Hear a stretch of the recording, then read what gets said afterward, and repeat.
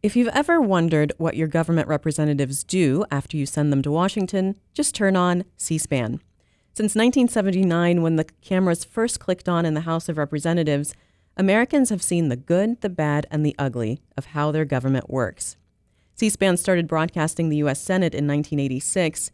You see gavel-to-gavel coverage without anyone telling you what you're supposed to think. The founder of C-SPAN is Brian Lamb, and although big egos are the norm in broadcast media, Brian doesn't even say his own name on the air.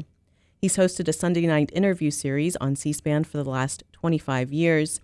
He went through thousands of interviews and selected about 40 of them, transcribed them into essay form, and put them into a book. It's called Sundays at 8, and Brian Lamb joins me in the studio. Brian, welcome. Hi. How are you doing? You have a Wikipedia page, and I learned that growing up, you wanted to be an entertainer and that you were a drummer in a few local bands. I find that incredibly hard to believe. No, from the time I was about 10, I was interested in being a drummer. When I got to high school, I actually started right out in a band. We had a band called John King and the Kingsmen, and I was one of the Kingsmen, and he looked like Elvis. And I think, when you're younger, you're always imitating somebody, and that was part of the fun. And I was in a Dixieland band, went on to be in a full orchestra at one point, and then eventually when I got to college, I would do record hops. That's what we called them then, playing records and playing the drums at the same time, and that was the way I raised enough money to get through Purdue. You started your media career while you were still in high school in radio, and you got to interview some really pretty big names. Because Purdue University is in my hometown, Lafayette, Indiana, they had a lot of entertainers come to the campus, and we had this fabulous, beautiful 6,000-seat Hall of Music, which looks just like Radio City Music Hall. It was engineered by the same people. And so really big-name entertainment would come in there. I mean, the names in those days were big, like Bob Hope and Nat King Cole and Stan Kenton's orchestra and all this, and Frankie Lane. These are people, a lot of people have forgotten. But all I would do is just put in a request, kind of like you do for your show, and they often say yes. So it was as a 18, 19, 20-year-old, I got to interview these folks. You were a really hip young guy, weren't you, Brian? I never thought of myself as hip. So you graduated college, you joined the Navy. How were you picked to escort the First Lady down the aisle in her daughter's wedding? When I joined the Navy, I spent the first 2 years on a ship out of Norfolk, and then practically begged to come to Washington. I wanted to have the Washington experience for my second half of my tour. I ended up spending 2 years at the Pentagon, and I was single. And when I came to town, I inquired. I didn't know what there was, but I had heard there was something called the White House AIDS. So I applied and went through the process of being interviewed by the Navy and then by the White House, and they said yes. There were 25 of us. It was a fantastic experience, and what you did was you remained on call anytime the White House wanted you for an event, and they portrayed you as being an extension of the first family. In effect, you just fussed over people when they came to the White House and made sure they know where to go.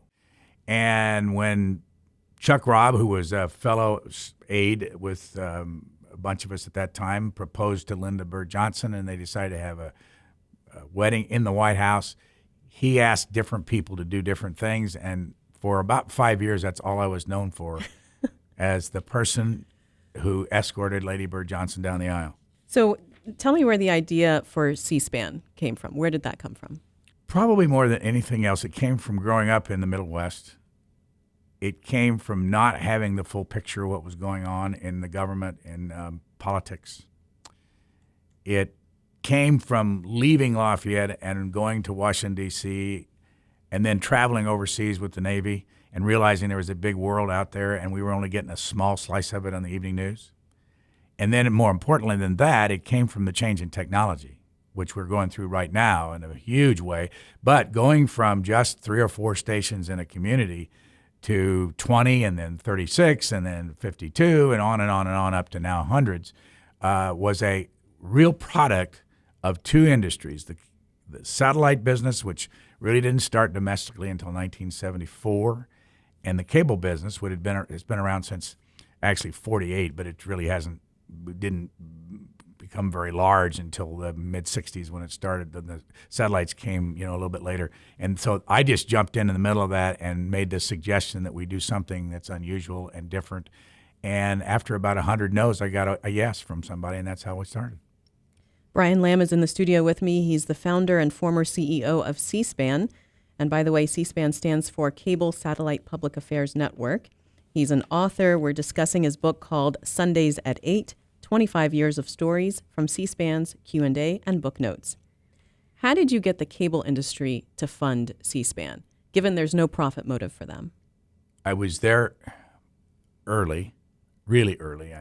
It all started with HBO on the satellite in 1975, and I started pitching it in the 75, 76 time frame and got no interest. To the cable industry to the cable industry. I mean, it just didn't make sense to them. And then as people saw this satellite thing taking off, and you had HBO and Showtime, and Ted Turner put Channel 17 out of Atlanta on the satellite.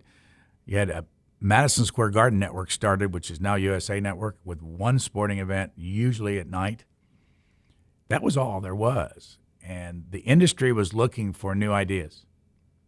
And after I had gone around and people said, no, this isn't going to work, nobody wants this kind of thing, I pitched it to a group of 40 cable owners in 1977. They were looking for new ideas. And it was a combination of this was new and it was not expensive. The real reason why it succeeded, besides the fact we had some terrific people in the business, most of them are still alive today, that were just believed in public service, doing something other than making money. The real reason that it's available to everybody is that the cost is significantly lower than any other cable network. We spend about $65 million a year, which is tremendous compared to our first year of $480,000. But compared to, say, Fox News last year, $2 billion, they didn't spend that much. They took in that much. And CNN's, I think, $1.1 billion. MSNBC, over $500 million. See, $65 million is nothing in that world. You've called C-SPAN the antithesis of commercial television. What do you mean? Well, I mean exactly what it says, that we're not at all like commercial television or almost anything else on the dial, because we don't make our living from the numbers that we deliver to advertisers. There are no advertisers. There are no advertisers. And HBO doesn't have any advertisers either, or Showtime, but they charge $13, $14 a month, maybe even more than that now, and they share that with the cable operator, and that's the drive there. There's real money that comes in. In our case, we only charge 6 cents a month per customer. That's how we get to the $65, $70 million. There's a common misconception that the government funds C-SPAN. Common. Unfortunately common. Go ahead and set the record straight. Well, there's no federal taxpayer money or state taxpayer money in it at all in C-SPAN. Never has been, and frankly, as long as I'm there, it never will be, because you can't mix the two and be completely free of some kind of influence from the outside. There's all kinds of influence on broadcasters anyway, and if they are the outfit that we cover, the government says to us, cover this or we're not going to give you the money, and they would do that. I've seen it happen. We would have been in trouble a long time ago. I wonder if you ever worry about the fact that if you show the American people the sausage making, if you will, the inner workings of the government, that they'll be so turned off and not want to ever see that again. Not for a moment. If we cannot show the public how their money's being spent, we're in trouble. And, in a lot of ways, we're in trouble because we've now seen it, and it doesn't look very pretty when you see it up close. But the responsibility for making it right belongs to the people we put in office. And so if it doesn't look pretty and it's going to make a difference to the public, change it. It's not our responsibility. Do you think having cameras in Congress all the time, gavel to gavel, has changed Congress itself in a meaningful way? I don't know, other than what I hear from other people, because we've never studied it. It can't have happened and not had an impact, because anytime you put a television camera in front of anybody, they're conscious of it. All of a sudden they worry about whether their tie's straight or their hair's straight. So it's had to have an impact. But whether or not it's significant, really, I leave up to others. Because, again, we followed what we said we were going to do. We continue to do it. And I don't want to get into worrying about whether it's had an impact, because that's their responsibility. This is what former Utah Republican Senator Bob Bennett said. He said, quote, "When they got television, senators started to speak to their audience rather than each other, and the art of oratory was lost. You never get a real exchange on the floor." Do you agree with that? Oh, not really. I think it's a myth about the past with oratory. I think they, by and large, speak softer today. When I first got to Congress, when I first came to Washington when I was 24 years old, there were no microphones. So in the Senate, for instance, They had to yell at each other. yeah, and so that created an oratorical event all the time when they would debate stuff. And yeah, no doubt the electronics has changed things.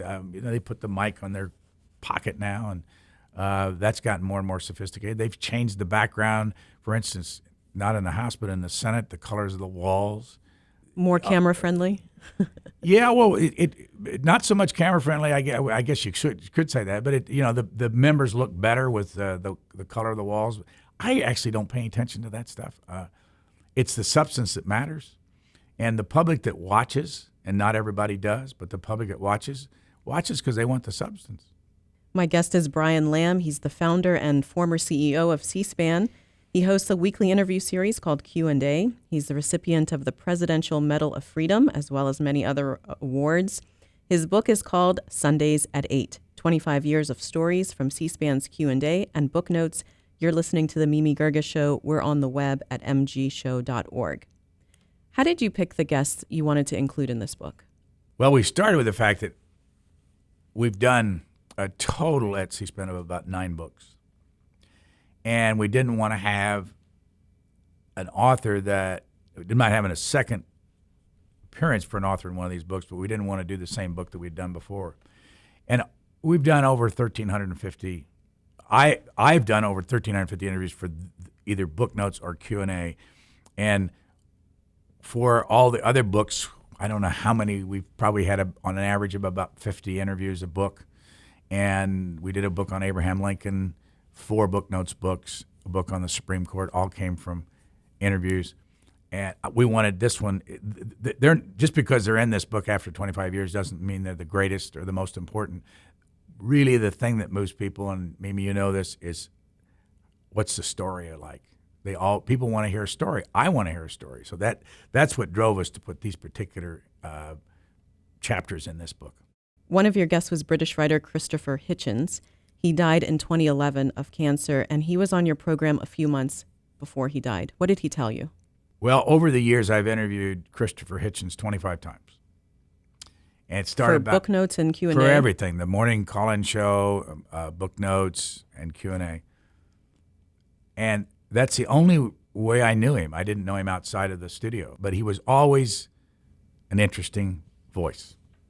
He said some outrageous things. He knew how to get people's attention. He changed his politics right in front of my eyes. In some respects, he would say, if he were here today, probably not.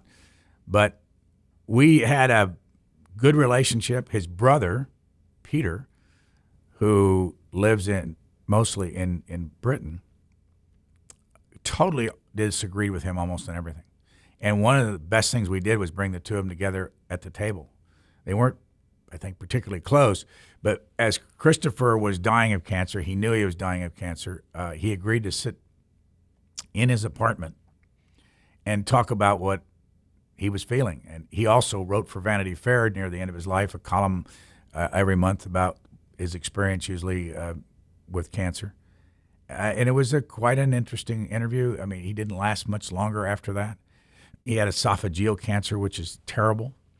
You know, nothing but, I mean, I just smile thinking about him because he always sparked your interest by saying things that he's a very smart guy that were provocative. How have you changed by talking to so many fascinating people and listening to these fascinating stories? Well, I'm much better informed than I've ever been. When I was at Purdue University, I was more interested in being a radio guy than I was a student. I did learn a lot. I mean, it was interesting for a state university that they did a great job of teaching the classics, and I didn't know anything about the classics. One of my favorite courses, this sounds a little weird after you spend 4 years in college, was a class on classical music. I knew nothing about it. I mean, it's just all a part of growing up. But since I've started doing this show, and it was in my middle 40s, I really started reading seriously. There was so much I didn't know. And kind of the reason why I think it had any impact at all was because I didn't know, and I would fumble around asking the basic questions, and the audience would come with me because they had the same problem. They didn't know the answer to the basic questions. The intellectuals used to, they weren't obnoxious about it, but they used to kind of say, well, why are you asking those stupid, simple questions? Well, the reason I was asking them because I didn't know the answer.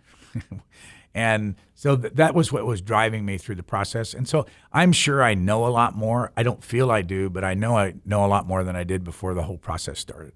The book we're discussing is called Sundays at 8, 25 Years of Stories from C-SPAN's Q&A and Book Notes. Brian Lamb is in the studio with me. He's the founder and former CEO of C-SPAN. In 2011, you interviewed Michelle Fields. She's a video journalist with the Daily Caller, and she says this, quote, "Now, people want biased journalism. They want someone to tell them what they think." I take it you don't agree with that. No, I don't disagree with her. I think the thing that people want more than anything is choice, the opportunity to decide for themselves what they watch, not be in a straitjacket with only 3 television networks or a couple of radio stations. There is an enormous amount of creativity in the people of this country, and we're watching it. Michelle Fields, by the way, is no longer with the Daily Caller. I'm actually not sure what she's doing now, but she, at a very young age, and when I did that interview with her, I think she was 24.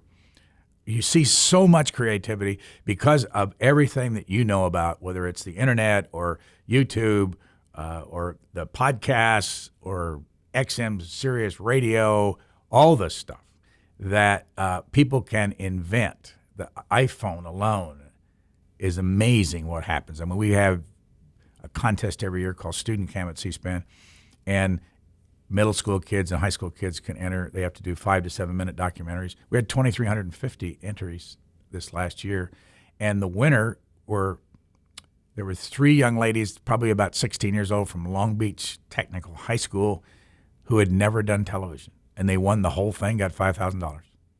So I don't disagree. I want to know as much as I can about the people that are giving me the news. And if you want to tell me exactly how you feel, I'm happy, because then I can figure out whether I want to pay attention or not. Have you ever disagreed with a guest on the air?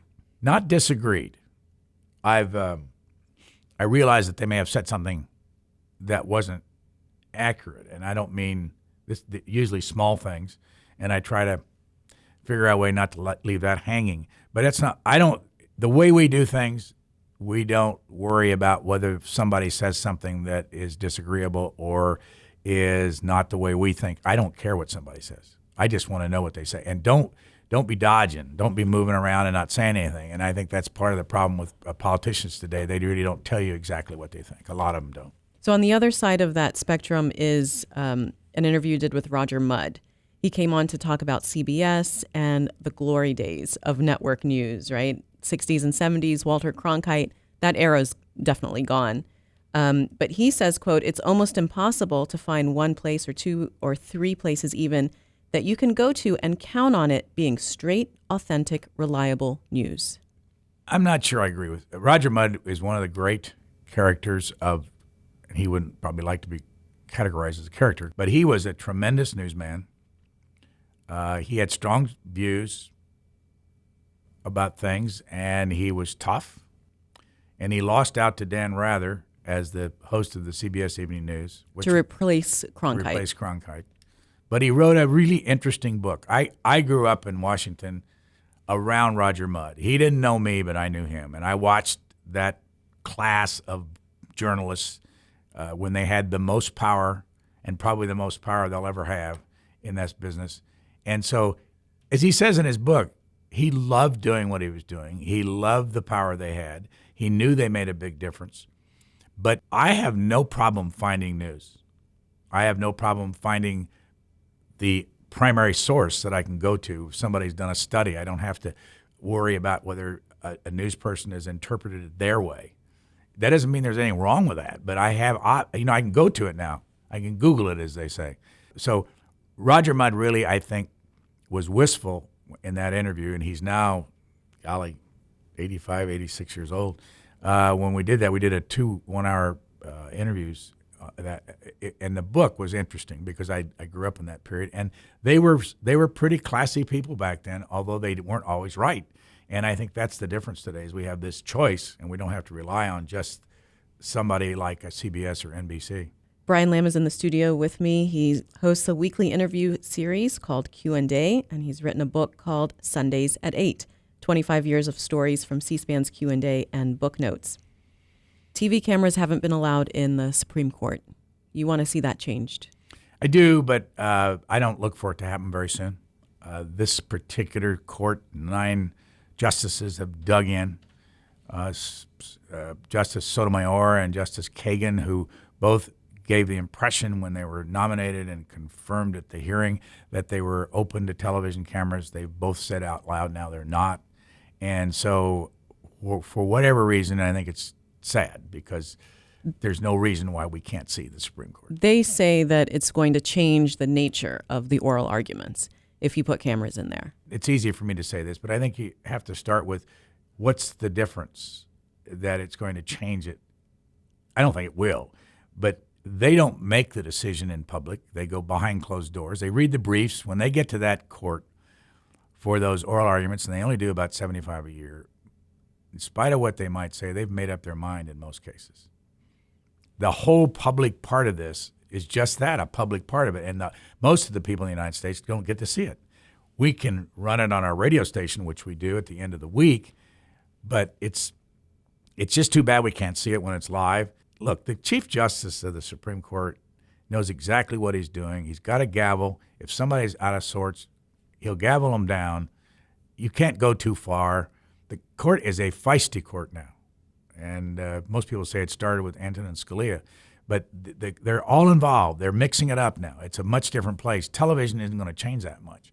They just don't want, for whatever reason, and I'm not sure what it is, they don't want to give us an opportunity to see this because I think they're afraid that they'll be made fun of. But they're already, with Jon Stewart and Colbert. And I was going to say they're going to end up on The Daily Show. Yeah, but they already do. They already end up there. What do you think C-SPAN's legacy will be? Well, I think the real legacy will be just one of many new cable channels that came along when the satellite came in and the cable business grew. I don't think it's going to be dramatic. Most of what we do can be done by others now. I don't think they're terribly interested in doing it because they don't want to spend the money on something that doesn't return money. But our legacy will be, we were part of the early startups that changed the nature of television, but there are a lot of other channels that were in that mix, a lot of them. I mean, I don't know how many that those early days. There were probably 25 to 50 that went into business almost within a couple years of each other. Do you think C-SPAN will still be relevant in 20 years, say, especially with the shrinking attention span? I don't think it'll have anything to do with attention span so much. It'll have a great deal to do with how much money this town spends of our money, and I think it's always going to. And so there will always be interest in it. It's never going to be looked at as television, though. It's kind of a strange duck. It kind of sits there on the dial, and people say, what is that? Oh, that's the government channel. Oh, I don't want to watch it. It's boring, until your money's at stake. And then all of a sudden you get a little bit more interested. There's some absolutely fantastically interesting people that appear on C-SPAN, hundreds every year, thousands, and they run the country. And so it's time for a lot of people who are kind of just skipping through life and watching the money fade away to get interested. Not every day, not every hour, but just to tried to learn a little bit more about how it's being done, and I think they might be a little bit happier in the future. I asked about C-SPAN's legacy. Now I want to know how you want to be remembered. Oh, I had the time of my life. Did exactly what I wanted to do. Never thought it was that important, that it was just part of this great transition in television. And I was lucky to be there during that kind of a period. Had I been born 20 years earlier, I would have continued to live and work in the world of few rather than a world of plenty. Are you going to write another book? Actually, we have another book already scheduled off of this series, and the next one will be biography. And that'll probably be in 2 years. I've encouraged, and I think successfully, my colleague at the office, Susan Swain, who is the co-chief operating officer with Rob Kennedy, to do a book on First Ladies after she did a series on the First Ladies, which was really very well done. I had nothing to do with it. And she's going to do that, and I think she'll do it in 2015. So I'm looking forward to, we've already done most of the book, because when we put this book together, we decided within about the last 3 or 4 months to split it because we had so much stuff. What about a memoir? Don't think so. Don't think so. You don't want to talk about yourself? I don't think anybody cares, and I mean that. What we've done is Maura Pierce has become an archivist for C-SPAN. She has been going about for the last couple of years, before she switched to George Mason, of interviewing a lot of people that have been there for 30, 35 years, and going back and cataloging all the letters and press releases and video and everything that we have. That's going to be the best place to go if anybody cares. But I think it's going to be less and less important in the future than in the past when you only had a couple of networks. People worried a lot about their power. Brian Lamb, he's the founder and former CEO of C-SPAN. He hosts a weekly interview series called Q&A. The book is Sundays at 8, 25 years of stories from C-SPAN's Q&A and book notes. Brian, thanks so much for being on the program. My pleasure, Mimi. Thanks for doing this.